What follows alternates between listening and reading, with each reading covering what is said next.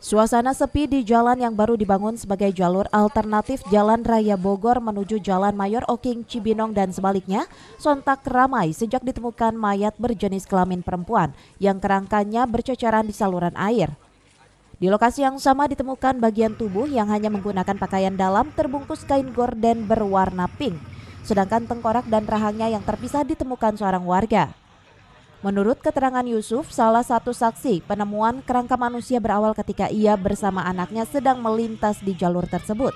Karena banyak batu karang, ia menghentikan laju sepeda motornya dan memunguti batu karang yang ada di saluran air yang sudah mengering.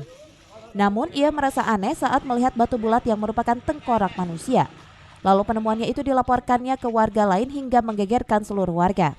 Pertama jam 6:30 saya ngasuh anak saya pengen main ke Jalan Baru Lingkar Lipi. Sebenarnya sih sambil cari-cari batu karang untuk bonsai saya. Cuman berhubung pas terlihat batu kok aneh gitu. Nggak tahu kepala manusia.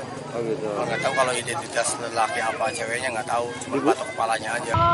Untuk sementara ini diduga perempuan ya, karena memang ada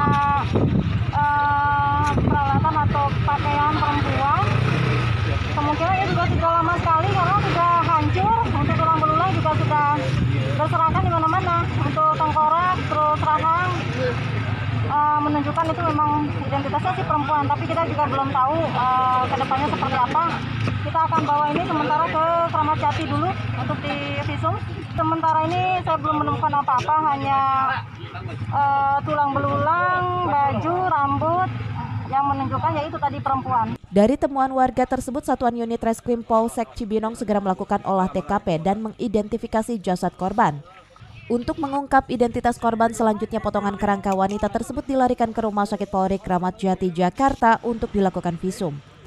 Dari Cibinong, Kabupaten Bogor, Edi Junaidi melaporkan.